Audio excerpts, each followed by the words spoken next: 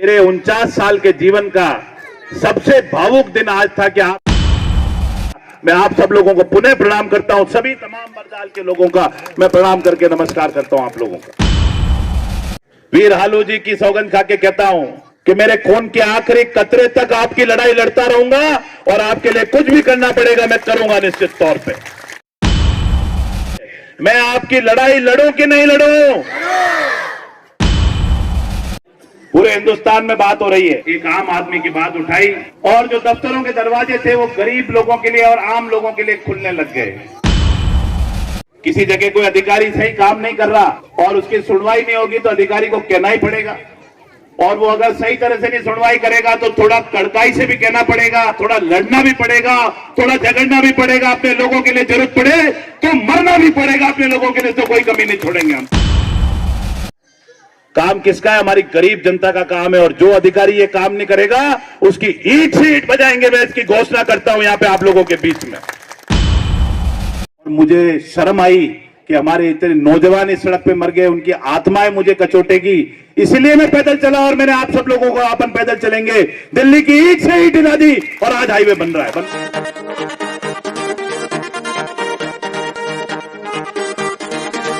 जनता के समक्ष नतमस्तक हो गए। फौजी की संघर्ष गाथा सुन देशभक्ति से गदगद दिखे तो वीर योद्धा हालू के इतिहास को सुनकर व दादाजी फौजी फतेह सिंह रावत की तस्वीर देख भीम विधायक सुदर्शन सिंह रावत बड़े ही भावुक हो गए। इतिहास को सहेजने के लिए ग्रामीणों द्वारा लगातार उठाई गई मांग को बड़ा संघर्ष बताते हुए सभी ग्रामीणों के समक्ष विधायक सुदर्शन नतमस्तक हो गए। फिर बोले, आज बरजाल में उनके पास दर्जनों शिकायतें विभिन्न विभागों कार्मिकों के खिलाफ मिली जो ठीक से काम नहीं कर रहे हैं या लोगों की बात नहीं सुन रहे हैं, समस्या का समाधान नहीं कर रहे हैं अथवा अपनी ड्यूटी ठीक से नहीं कर रहे हैं। ऐसे कार्मिक अफसरों से लड़ूंगा, झगड़ूंगा और फिर भी नहीं सुनी तो मैं मर मिट जाऊंगा, मगर जनता की आवाज़ बुलंद करके ही रहूंगा। जनहित के कार्यों के लिए कभी पीछे नहीं हटूंगा। यह मौका था राजसमंद जिले में भीम उपखंड क्षेत्र के बरजाल ग्राम पंचायत मुख्यालय का, जहां पर विद्यालय भवन, सड़क, पेयजल पाइपलाइन, घर घर नल, सार्वजनिक हथाई, स्कूल में विज्ञान प्रयोगशाला सरीके 16 विकास कार्यों के शिलान्यास व उद्घाटन हुए। प्रारंभ में बरजाल सरपंच सुरेश सिंह चौहान के नेतृत्व में क्षेत्रीय सरपंचों ग्रामीणों ने वीर योद्धा हालू जी के साथ फौजी व विधायक के दादाजी मेजर फतेह सिंह रावत की तस्वीर भेंट कर सुदर्शन सिंह का स्वागत किया। इससे विधायक सुदर्शन बड़े ही भावुक हो गए और बोले कि 49 वर्ष की उम्र में सबसे पहला बड़ा यह स्वागत है। इसके बाद विधायक पंडाल में बैठी वृद्ध महिलाओं, ग्रामीणों, छात्रों, युवाओं, युवतियों के बीच जाकर संवाद किया और उनके साथ ग्रुप फोटो भी खिंचवाए। साथ ही उनके साथ बड़े आत्मीयता से मुलाकात की जो आम लोगों के साथ ही बड़े ही भावुक क्षण थे। इस दौरान रावत महासभा के पूर्व प्रदेशाध्यक्ष भगवान सिंह, एसीबीओ कान सिंह, अजीत सिंह, लाखन सिंह, गिरधारी सिंह, कालागुमान सरपंच मोट सिंह, दिवेर सरपंच भंवर सिंह, छापली सरपंच गणपत सिंह, खीमाखेड़ा सरपंच नैनाराम, स्वादड़ी सरपंच तिलोक सिंह, बागाना सरपंच विष्णु मेवाड़ा, सांगावास सरपंच मिठू सिंह, पूर्व सरपंच जवान सिंह, केसर सिंह, नैन सिंह, मोट सिंह, एजाज भाई, डाऊ सिंह, सेंसा सिंह, माधु सिंह, मन्ना सिंह, हरि सिंह, किशोर सिंह, चोप सिंह, हुक्म सिंह, वीरम सिंह, तेज सिंह, मोहन वर्मा, नंदलाल गर्ग आदि मौजूद थे। अब देखिए समारोह में विधायक सुदर्शन क्या कुछ बोले। आज हमारे पूर्वजों की इस धरा पर मुझे आने का सौभाग्य मिला और मेरे 49 साल के जीवन का सबसे भावुक दिन आज था कि आपने मुझे मेरे दादा से आज मिलवा दिया। उसके लिए मैं आप सब लोगों का प्रणाम करता हूं, आप सब लोगों को नमस्कार करता हूं। आप सब लोगों ने मेरे दादा मेजर फतेह सिंह जी की आपने फोटो दी, ये इससे बड़ा कोई इनाम आप मुझे नहीं दे सकते थे। पर एक बात सबको सीखने की है कि जो इतिहास को भूल गया वो व्यक्ति खुद इतिहास बन जाता है। ये बात हम सब लोगों को, मंच पे बैठे हुए लोगों को जानने की जरूरत है। जो अपने पूर्वजों को भूल गया, जो अपने खून को भूल गया, जो अपनी मिट्टी को भूल गया, जो उस धरा को भूल गया जहां से हम पैदा हुए, जहां से हम इस धरती से यहां तक पहुंचे, वो आदमी जीवन में आगे नहीं बढ़ सकता। मैंने आप लोगों से सीख ली है, आप लोगों ने इसको जिंदा रखा, इस माहौल को जिंदा रखा इस तरीके से आपने उस वीर हालू जी का हमेशा सम्मान किया। मैं आप सब लोगों को पुनः प्रणाम करता हूं, सभी तमाम बरजाल के लोगों का मैं प्रणाम करके नमस्कार करता हूं आप लोगों का। राजनीति में काम करते हैं तो एक तो इतिहास नहीं भूल सकते, पहली बात। इतिहास भूलेगा जो, उसको इतिहास बनना पड़ेगा। और दूसरा, वर्तमान नहीं भूल सकते। वर्तमान की जहां तक बात आती है तो जो लड़ाई मैं आप लोगों के लिए लड़ रहा हूं, चाहे किसी स्तर पे हो, मैंने मेरे लोगों की आवाज उठाने में कोई कसर नहीं छोड़ी। वीर हालू जी की सौगंध खा के कहता हूं कि मेरे खून के आखिरी कतरे तक आपकी लड़ाई लड़ता रहूंगा और आपके लिए कुछ भी करना पड़ेगा मैं करूंगा निश्चित तौर पे। कुछ लोगों को लगता है कि विधायक दबाव बना रहा है, विधायक को कुछ जमीन जायदाद चाहिए क्या? तो दफ्तर में मैं मेरा व्यक्तिगत काम लेके कभी नहीं जाता। काम किसका है? हमारी गरीब जनता का काम है। और जो अधिकारी ये काम नहीं करेगा उसकी ईंट से ईंट बजाएंगे, मैं इसकी घोषणा करता हूं यहां पे आप लोगों के बीच में। आप मुझे बताओ, आपके लिए लड़ना अच्छा है या खराब है? मैं आपकी लड़ाई लड़ूं कि नहीं लड़ूं? आवाज राजसमंद तक जानी चाहिए। मैं आपकी लड़ाई लड़ूं कि नहीं लड़ूं? पूरे हिंदुस्तान में बात हो रही है कि आपने एक गरीब व्यक्ति की बात उठाई, एक आम आदमी की बात उठाई, और जो दफ्तरों के दरवाजे थे वो गरीब लोगों के लिए और आम लोगों के लिए खुलने लग गए। और यही हमारे लोग चाहते हैं। आज मैं मंच पे बैठा था तो कम से कम 10-15 प्रतिवेदन मेरे पास आए।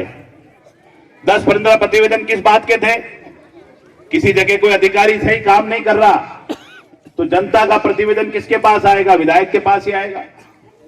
और उसकी सुनवाई नहीं होगी तो अधिकारी को कहना ही पड़ेगा।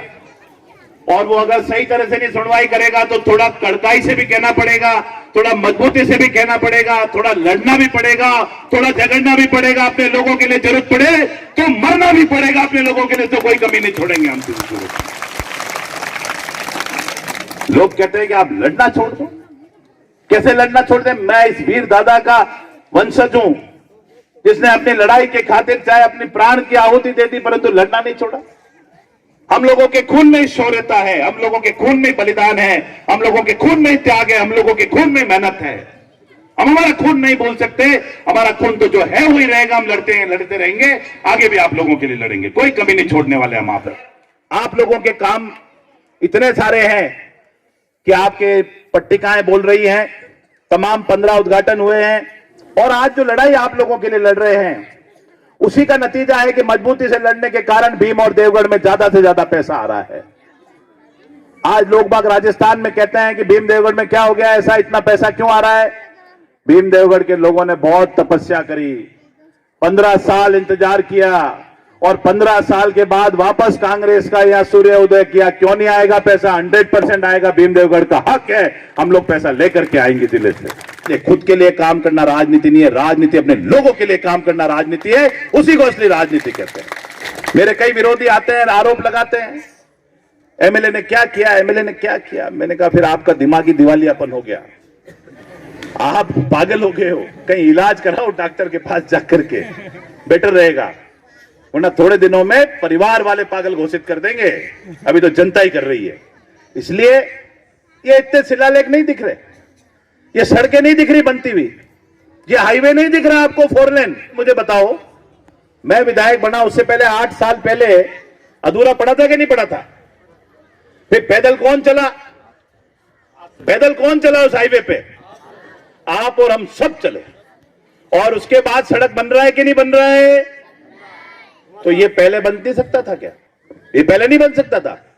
संघर्ष करना पड़ता है। मेरे यहां पे बच्चे रोडों पे मर रहे थे, सड़कों पे एक्सीडेंट हो रहे थे। कभी किसी घर पे बैठने जाता था तो मेरा सर नीचे हो जाता था। मुझे लगता था कि सिर्फ बैठने से तीसरे पे और 12वें पे आने से काम नहीं चलेगा। एमएलए साहब, आपको कुछ काम करना पड़ेगा। इसलिए मैंने प्रेरणा ली और मुझे शर्म आई कि हमारे इतने नौजवान इस सड़क पे मर गए, उनकी आत्माएं मुझे कचोटेगी। इसलिए मैं पैदल चला और मैंने आप सब लोगों को अपन पैदल चलेंगे, दिल्ली की ईंट से ईंट हिला दी और आज हाईवे बन रहा है कि नहीं बन रहा है आपके सामने। ये संघर्ष करना पड़ता है। कहां गया संघर्ष? ना सत्ता में रहो तब काम करो और ना विपक्ष में रहो तब काम करो। बरजाल के लिए तो वैसे भी जो आपने मांगा हमने दिया। मुख्यमंत्री जी का भी ये नारा है हमारे आप मांगते मांगते थक जाओगे, मैं देते देते नहीं थकूंगा। यही हमारे माननीय मुख्यमंत्री जी भी बोलते हैं। इसीलिए आपके मनसा में जितने काम हैं, तमाम काम हम करेंगे निश्चित तौर पे। बस आप लोग तो हमारे ऊपर अपनी कृपा बनाए रखना, अपना आशीर्वाद बनाए रखना, अपना स्नेह बनाए रखना, अपना प्यार बनाए रखना। और आप लोग तो इस अपने बेटे को, अपने भाई को बस ताकत देके रखना। पीछे से आपके लिए लड़ने में कोई कसर नहीं छोड़ूंगा, आपके लिए चाहे जीवन की आखिरी घड़ी तक लड़ूंगा, आप लोगों के लिए हमेशा लड़ता रहूंगा। और मेरे परिवार में, मेरे घर में इतना शानदार, भव्य और भावुक स्वागत जो आप लोगों ने मेरा किया है, उसको मैं जीवन भर नहीं भूल पाऊंगा। पुणे बरजाल की धरा पे तमाम सूरवीरों को और शेरों और शेरनियों को नमन करते हुए, प्रणाम करते हुए अपनी वाणी को विराम देता हूं। जय हिंद, जय भारत।